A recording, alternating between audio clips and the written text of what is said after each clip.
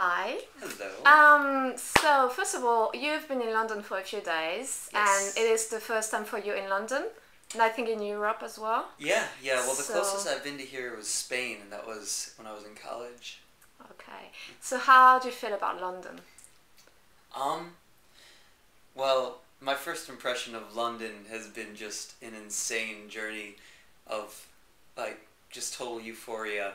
So, my first impression of it is pretty amazing, regardless of what I've actually experienced. And I mean, all my experiences here have been amazing so far. Because of the show last night at the Palladium and the preparations for that and all the people that I was working with. And so I love it so far. I was in this nice little boutique hotel right near the Palladium, um, which was also it's in like the downtown of London, I guess. So there are all these So nice circus, yeah. there are all these nice shops around there and nice places to eat and it's the people are really nice too. Except for one thing that I can't really get smiles from people on the street here. I can talk to people a lot, and people are very friendly when I talk to them. And I've even developed a bit of an English accent while I've been here. Maybe I should do the interview in my English accent. That Let's might try that, sure. be. So, and maybe if there are any English people who watch this, you can tell me if my English accent is doing all right, because I'm really trying hard to learn it, so I can go back and speak to my family in an English accent. I'm sure they'll be significantly annoyed with me.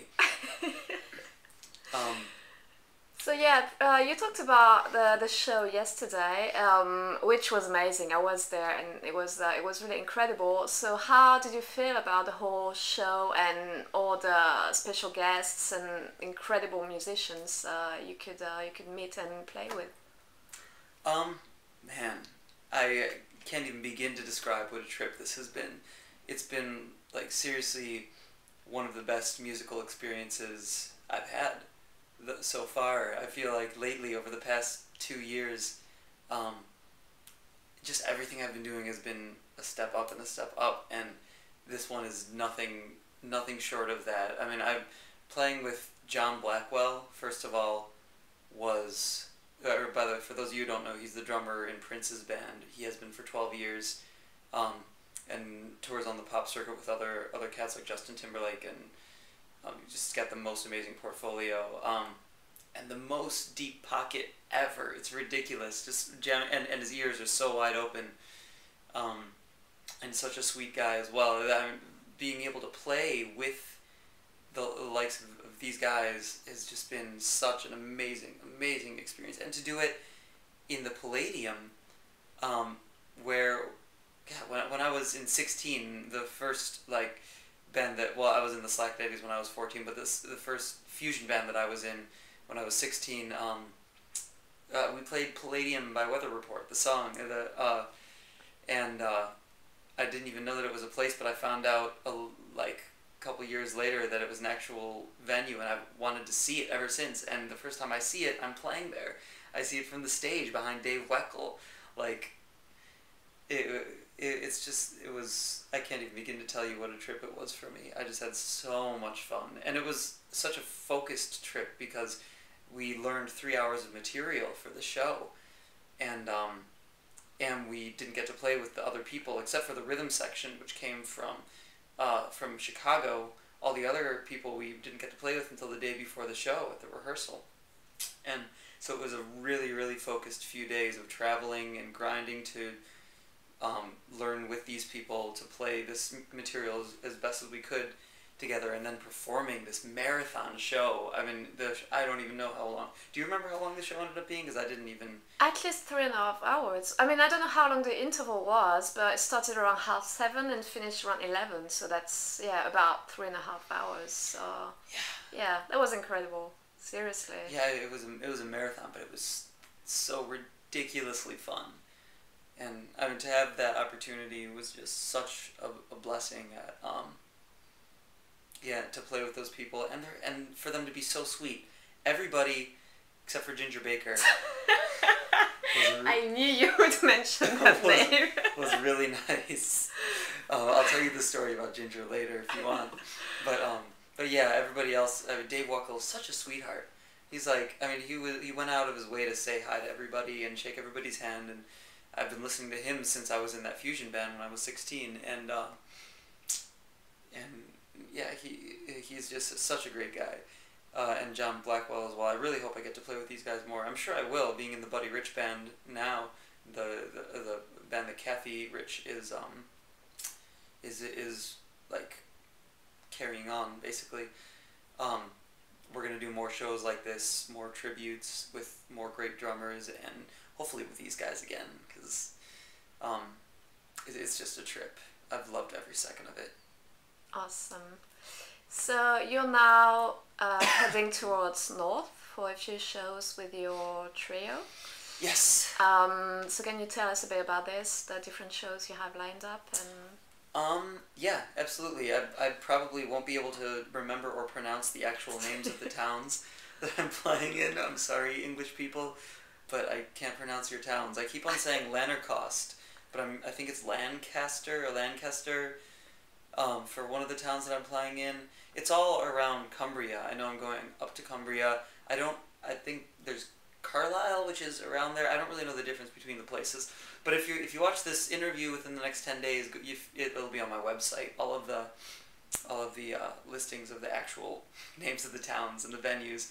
The first of which is already sold out. I just got confirmation of that yesterday, that they can't fit any more people in so they pre-sold the entire show out. Thanks to this amazing guy, David Gosling, who is he's really a fan, who saw me at Andy's Jazz Club a while back and told me to let him know when I was coming to London or to England, and I let him know, and then he set up these shows because he's in the jazz scene and he promotes shows, and he did such an amazing job and was so ridiculously sweet, and invited me into his home to stay for the time that I'm playing at these places, and I'm so grateful to him and the other people that he got on board helping out with promotions and with the setting up the different shows at the different jazz clubs up north. I'm so excited for it. I'm using Adrian Tilbrook on drums and then Andy Champion on bass. And those are two English guys. They tell me they're two of the best around, so I'm really excited. Awesome. Yeah.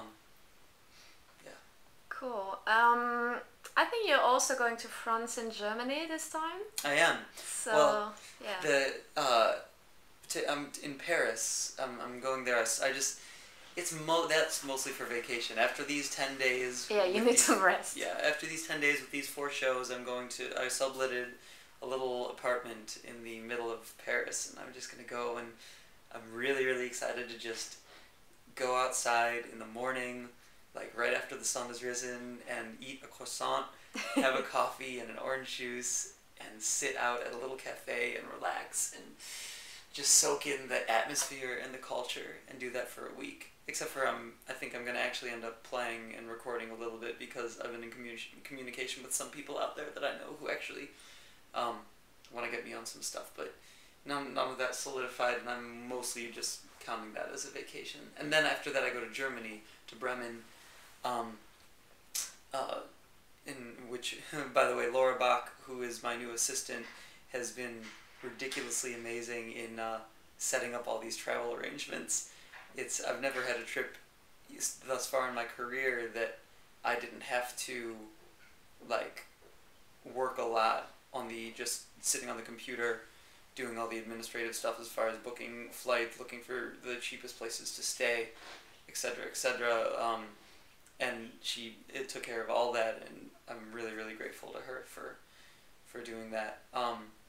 She's been amazing. But I digress. The Bremen is the next stop, which is the Jazz Ahead conference. So I'm going to that, and that will be for, I think, 4 days, or 3 days, from the 19th to the 22nd. Yeah, and then my flight leaves on the 22nd back to London, where I'll stay in London somewhere for a night, and then go back to the U.S., fly back on the 23rd, back to home. Awesome. So after all those exciting European trips and gigs, what you have in store in Chicago, like working on the new album and collaborations, or there's so much. There's so much that I want to do. I've got like a list a mile long of things that I want to do that I'm working on. I mean, gig wise, I've been careful not to take a lot of shows back home. I'm playing on when I'm home. Usually on Friday, on Saturdays now, I play at a local restaurant where I live, just like, you know, as like a little hometown gig, a couple minutes away from where I live, and they have a really nice piano there. So if anybody's in Highland Park, I just kind of, that's where I go to chill out when I'm not touring these days. But as far as the things I'm working on, my electronic project is one of my primary focuses. I have the first promo video for that, so I'm going to try to hook up more shows for myself and Mackay McCraven, who's playing drums on the project, and do some. It's basically a dance project. It incorporates house music, but then also other electronic forms like dubstep, which I'm really excited about. And I'm going to be studying software synthesis a lot more, as far as sounds go, and studying Ableton a lot more. Though I dove really deep into that over this past year, culminating in that show that is on. The clip is online now. If you go to my YouTube page, which is the youtube.com/gns134, I've got the video for that on there. It looks really good. Lee Wang did an amazing job at the videography at that concert. But yeah, so that's going to be one of my primary foci. The right plural for focus? I foci? think. Not too sure. I'm the native English speaker. I should know these things. And then working on my playing, I've been working really hard to try to get another breakthrough as far as my ability to just play the piano. I've been studying really hard, and I've been trying to get Herbie Hancock to give me a piano lesson. He's been my spiritual mentor for a couple of years now, but he hasn't found time to give me a piano lesson yet. But he knows I'm trying to make that happen. Because there's some things that I need to learn from certain people about certain aspects of the piano that I'm really seeking right now. So that's a big part. Just sitting at the piano and trying to discover these things. Yeah. And composing. I'm going to compose more when I get back. I have a feeling this week in Paris is going to open up my mind and my inspiration a little more, let out some more compositions. That's what happened on my Thailand trip. When I went to Thailand for a month, I came back and I wrote like 100 songs over the course of a few months. Because they just were flowing out because I gained that inspiration. And I think I think something similar is going to happen. Maybe not to that extent because it's lesser of a vacation time. Oh, and then also the Buddy Rich thing. I'm going to be playing more with them. We're working on doing another tribute concert, but at the Chicago, well, I probably shouldn't talk about actually where it's going to be. Because Too late. It's not... Never mind, we can... Well, whatever. I mean, it doesn't matter. It's nothing is secret about that. I'm pretty sure. We're just working on some certain venues to put that on, to have some really, really amazing drummers come in and play on that concert as well in Chicago, so we can do it in our hometown. That's going to be a trip. I'm really excited for that. And then the touring with the Buddy Rich thing, hopefully in the near future. We're working on putting more shows together. That's one of the things I'm going to be working on in Bremen, the Jazz Ahead conference. Yeah. That's my plans for when I get back. That sounds great. So, anything else you would like to add? Want me to tell you that story about Ginger? Sure. I'm sure everyone wants to know that. This clip will be on YouTube. You'll be able to see that because Mike Chikowitz got video of it from one of his friends who's in the audience. But so at this show, we had some legends performing with us. One of them was Ian Pace from Deep Purple, and we played Smoke on the Water, and with Bruce Dickinson singing from Iron Maiden. And both of those guys were such wonderful, beautiful people. They're such gentlemen, like incredibly friendly, humble, and courteous, and it really says a lot about someone's character when they're that successful and they are that humble to everyone. So I really appreciate their demeanor. But yeah, and Smoke on the Water was great. It went amazing, and there were Mike Chikowitz wrote these great horn backings to it, like bop, bop, bop, bop, like all this cool stuff like behind the Smoke on the Water theme. So we did that. Then the next pop song that we did after that was what's it called? Sunshine of Your Love, by Cream. And so we had Ginger Baker, the drummer from Cream, who's 77 now, on drums, and he was giving people a hard time. I won't go into that into too much detail, but the funny part of the story is that Mike wrote this pretty cool horn part to it that had some cool syncopations that went behind the song, and in soundcheck they played it with Ginger, and Ginger stops and turns around. It's like, what's with those fucking horns? I'm not sure if I can swear on your blog or not. It's fine. Mike was like, you don't like the horns? He was like, no, I don't like the horns. And Mike was like, he kept very calm, and he said, all right, we won't have them. Next song. And we were like, what are we going to do? And he was like, I was like, I'll play the melody if you want. He was like, okay, you play the melody. So the next day at the show, no, I'm sorry, wait. Was that, no, that was soundcheck the day of the show. That was soundcheck the day of the show. Yeah, so that night, because we were soundchecking in the afternoon, so that night at the show, when it gets time for Ginger to come out on stage, the horns walk off stage because they're not on that song, because Ginger basically kicked them off of it, or requested gracefully that they not be on it, and Ginger comes on to his drum set. He looks at me and the guitarist and bassist, Sasha Bruce, an amazing guitarist, and Jeff Lowe, an amazing bassist, both very wonderful people as well. But he looks at them and says, "What are we doing?" And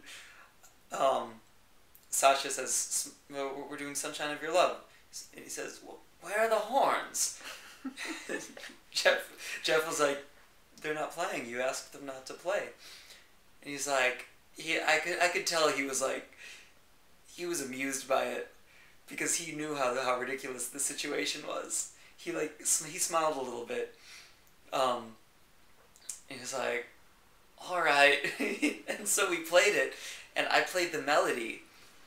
I no singing or anything. I just, on the organ, I play Sasha was doing na na na na na na na na na. I was doing da da da da da da da da da da. You know how the melody goes, and that was it. And then at the end of it, Ginger Baker goes into a 6/8 feel, and because he wanted to jam out on 6/8 for a while, because he said that's how the end of the song goes. You can judge if that is how it goes if you listen to the recording, and so we jammed out on 6/8 for a really long time because nobody knew when to stop. And eventually we just stopped. And it was like a little awkward, but we had gotten through it, and it sounded all right. And it was a really, really funny situation. Looking back on it, I just find it hilarious that I ended up playing the melody to Sunshine of Your Love with Ginger Baker at a Buddy Rich tribute concert, the one song that didn't have horns on it because Ginger kicked the horns off. Yeah, so that's the story. Awesome. Well, now. Thank you very much. No problem.